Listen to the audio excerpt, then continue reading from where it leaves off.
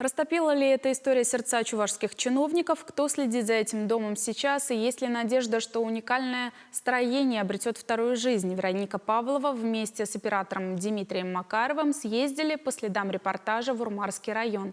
Материалы из села Тегешево прямо сейчас. Последний раз помогал ему варить верхний на заборе.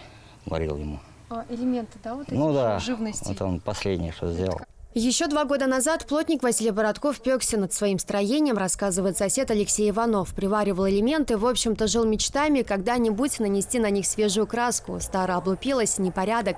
Для того, чтобы завить куски металла и прикрепить на них фигуры голубей и белочек, у плотника ушла вся жизнь. Даже на работе просил зарплату выдавать стройматериалам. Простите нас, пожалуйста, хорошо? Мы в ваш дом хотели пойти.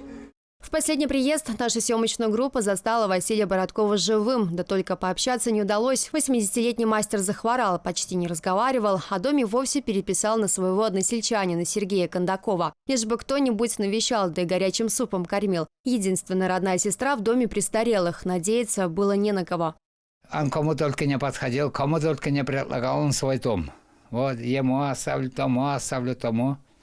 Он ко мне пришел, я говорю, пойдем, говорит, администрация, скажем, что как-то я умру, дом тебе останется. Самого же плотника не стало в марте этого года. Новый хозяин, который с энтузиазмом рассказывал про обновление дома и покупку краски, посчитав затраты, планы свои поменял. На популярной интернет-площадке для продаж выставил объявление. Не скрывает, воспользовался моментом, когда о доме начали трубить чуть ли не везде. Пользователей соцсетей эта новость возмутила еще больше, за какую нескромную сумму новый владелец готов расстаться с творением плотника.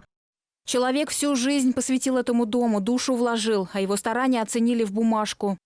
Чем раньше продадут, тем целее будет. Где человек не живет, там рушится. Это условно клумба, и здесь растут вовсе не цветы, а бурьян, символ того, что место давно пришло без хозяина в запустение. Новый владелец дома и приводит в порядок территорию, скашивает траву, но, говорит, силы средств недостаточно, а того дом и выставил на продажу. Сейчас я смотрела 500 тысяч на Авито. Да. Но вы, если что, говорите, договориться можно. Ну, 500 это окончательность, только люди будут... А Куда финансы? Куда вы 500 тысяч потратили бы? Финансы найдем, куда тратить. Покупатели на смотрины приезжали не раз, да только металлические завитки не оценили, рассказывает хозяин дома. Признается, отклики самые разные. Кто-то сравнивает строение с тюремными решетками. И только специалисты понимают, что дом плотника Василия Бородкова – это яркий представитель наивного искусства. В администрации Урмарского района красоту углядели и признались, что даже попытались договориться с новым хозяином. Тщетно. Дом просто так он отдавать не намерен. А зачем им отдать? Они все равно не будут его содержать.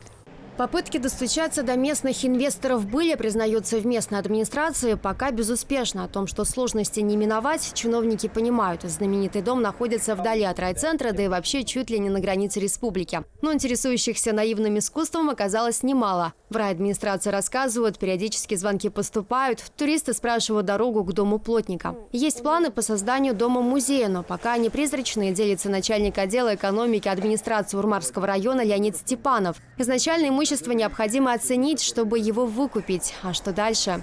У нас денег нет на выкуп этого имущества. И опять-таки, даже выкупив это имущество, необходимо обеспечить его сохранность. Пока есть Сергей Николаевич, пока он считает это имущество своим, он за ним следит, за ним охраняет. Станем мы собственниками, без сторожа не обойтись. На сторожа опять необходима ставка. За спасибо. Я полагаю, сегодня мало кто работает. А пока во дворе дома с завитками хозяйничают бурьян, голуби и белочки, которые когда-то были сотворены руками Василия Бородкова. Вероника Павлова, Дмитрий Макаров, Вести Чуваша.